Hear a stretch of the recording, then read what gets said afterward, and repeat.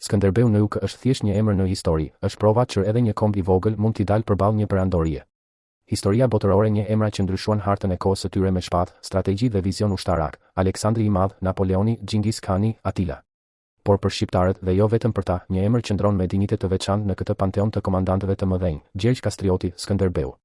Sepse madhështia e tij nuk matet me përmasën e perandorisë që trashëgoi, por me faktin se përballoi një nga fuqitë më të mëdha të epokës dhe e mbajti në rezistencë për afro një çerek shekulli.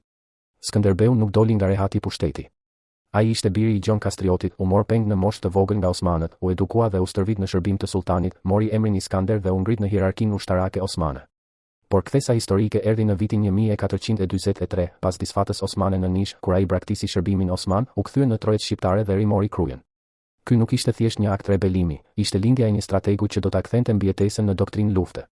Një vit më pas, në 1444, ai bashkoi princat shqiptar në beslidhjen e Lezhës, duke ndërtuar atë që për kohën ishte një arritje politike dhe ushtarake e jashtëzakonshme, një front të përbashkët shqiptar kundër perandorisë osmane. Pikërisht këtu fillon madhështia reale e Skënderbeut. Jo si mit I ngritur më vonë, por si komandant që kuptoi se pa bashkim nuk kishte rezistencë, dhe pa rezistencë nuk kishte as liri, as identitet, as vazhdimsi historike. Britanica e përshkruan Skënderbeun si një figurë me genialitet ushtarak dhe si njeriu që arriti të bashkojë princat shqiptar dhe të dëboj pushtuesit pas vitit 1443. Kjo ka peshë të veçantë, sepse nuk vjen nga folklori patriotik, por nga historiografia enciklopedike ndërkombëtare. Pra, kur thuhet se Skënderbeu ishte një nga komandantët më të mëdhenj të epokës së vet, kjo nuk është thjesht krenari kombëtare, është një vlerësim që mbështetet edhe në burime serioze historike.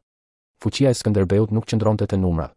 Ai nuk komandonte legionet të pafundme si Aleksandri, nuk kishte në dispozicion një shtet kontinent si Gjingis Khani dhe nuk mbështetej mbi një makineri perandorake si Napoleoni. Përkundrazi, ai luftoi shpesh me forca më të vogla, me burime të kufizuara, në një territor të vështirë dhe kundër një makinerie ushtarake që në atë kohë merronte Ballkanin dhe Evropën.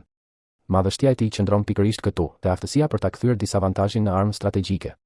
Një nga kulmet e kësaj gjenie ushtarake ishte betejë e Albulenës në vitin 1457, e cila njihet si një nga fitoret më të famshme të tij ndaj osmanëve.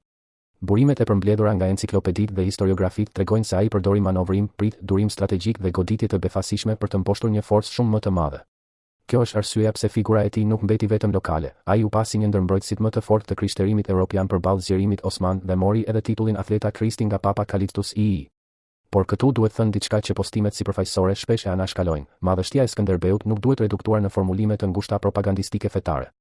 Ai ishte mbi të gjitha një udhëheqës I rezistencës shqiptare, një strateg I mbijetesës shtetformuese dhe një figurë që e futi çështjen shqiptare në hartën politike të Evropës së shekullit 15. Ta zvogëlosh Skënderbeun vetëm në një përplasje fetare do të ishte padrejtësi historike ndaj dimensionit të tij real politik, ushtarak dhe kombëtar.